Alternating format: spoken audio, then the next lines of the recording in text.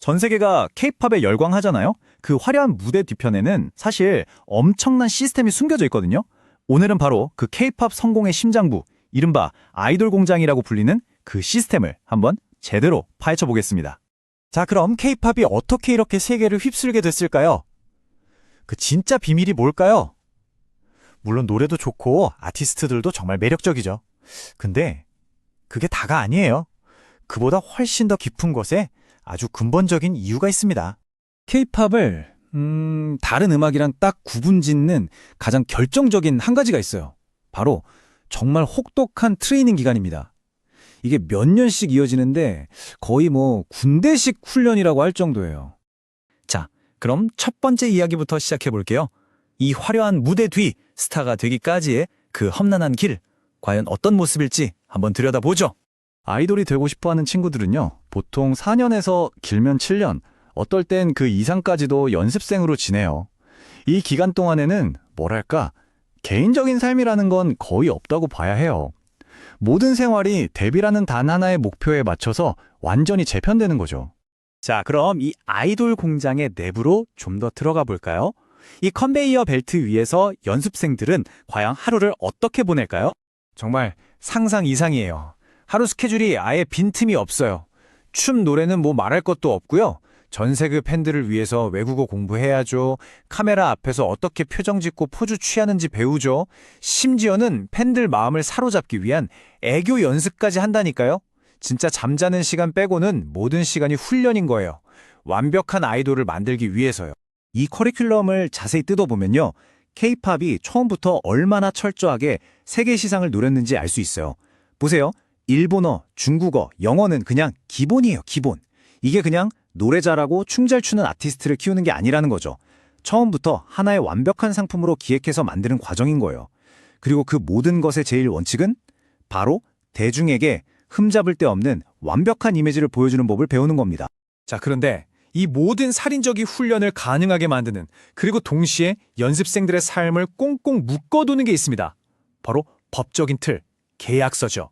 이 계약 문제를 한번 살펴보겠습니다. 여기서 그 유명한, 아니 악명 높은 노예 계약이라는 말이 나오는 겁니다.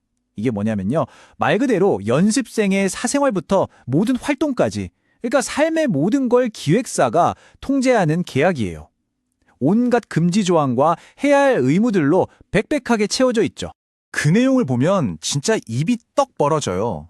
연애 금지는 당연한 거고요. 매니저 없이는 혼자 밖에 나가지도 못해요. 매주 몸무게 재야 되죠. 매달 살아남기 위한 평가를 받아야 하죠.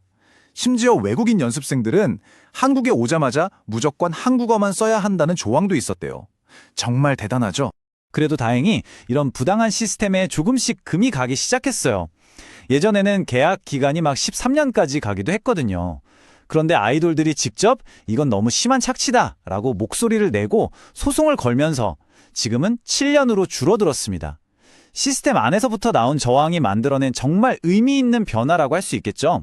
자, 그렇다면 이렇게 완벽함을 향해서 끝없이 달려가는 경주, 그 대가는 과연 뭘까요? 이 시스템이 한 개인에게 어떤 상처를 남기는지, 그 인간적인 비용에 대해 이야기해 보겠습니다.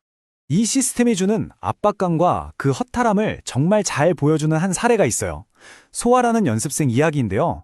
무려 10년 동안 다른 연습생들의 롤모델이 될 정도로 정말 완벽에 가까웠다고 해요. 그런데 지금의 블랙핑크가 데뷔하기 바로 직전에 탈락하고 말았습니다. 10년이라는 시간이 정말 한순간에 물거품이 된 거죠. 이렇게 소아처럼 안타깝게 꿈을 접는 개인의 이야기 뒤에는요, 훨씬 더 거대한 현실이 있습니다. 매년 데뷔하는 케이팝 그룹이 몇 팀인 줄 아세요? 100팀이 넘습니다, 매년요. 이런 말도 안 되는 경쟁률, 이 엄청난 압박감, 결국 많은 아이돌을 번아웃 상태로 만들어요. 그리고 너무나 안타깝게도 일부는 스스로 생을 마감하는 선택을 하기도 합니다. 이건 그냥 떠드는 이야기가 아니라 실제로 다 기록에 남아있는 비극적인 현실이에요. 자, 그럼 이제 마지막으로 이런 질문을 던져볼게요. 아니, 이렇게까지 비인간적인 면이 있는데 어떻게 이 시스템이 계속 유지될 수 있는 걸까요? 좀 이상하지 않나요? 그 답은 의외의 곳에 있습니다. 바로 국가적 자부심이라는 감정이죠. 여기서 진짜 놀라운 점이 뭔지 아세요?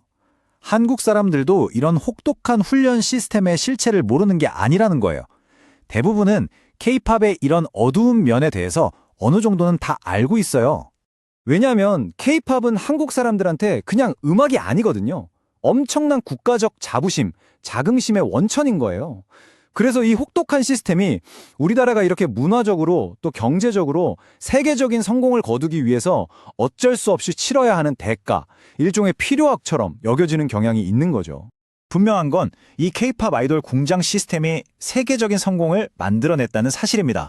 그건 누구도 부정할 수 없죠. 하지만 오늘 이 모든 이야기를 듣고 나니 우리에게 이런 근본적인 질문이 남는 것 같아요. 성공이라는 게 과연 어떤 희생을 치르더라도 쟁취할 가치가 있는 걸까요? 이 질문에 대한 답은 한번 여러분 각자가 내려보시면 좋겠습니다.